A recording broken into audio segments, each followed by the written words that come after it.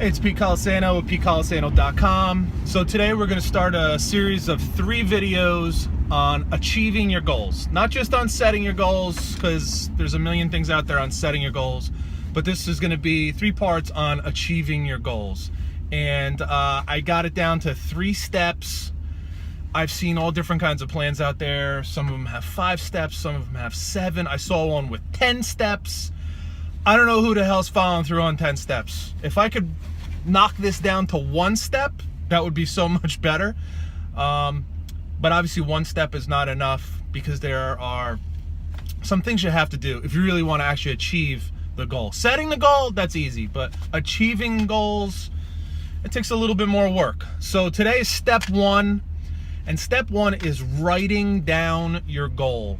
And it sounds so obvious, and it kind of is, but it's also super necessary. Why is that so necessary? Because your brain is not really good at compartmentalizing, your brain doesn't do a good job of keeping things in separate folders, we'll say. And that's why when you wake up in the morning, sometimes you may have 10 things on your mind and they play over and over again on a loop.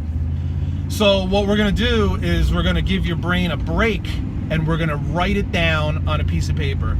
And yes, you have to write it down on a piece of paper. There's actual magic that takes place when you write your goals down on paper.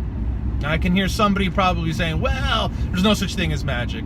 Well, the results will prove that I'm closer to being right than you are in thinking that it's not magic. It actually is. You have to write it down on paper. And I mean actual paper, with a pen. It's not good enough to just put it into your phone in your notes app or something like that. It's not good enough. It needs to go down on a piece of paper.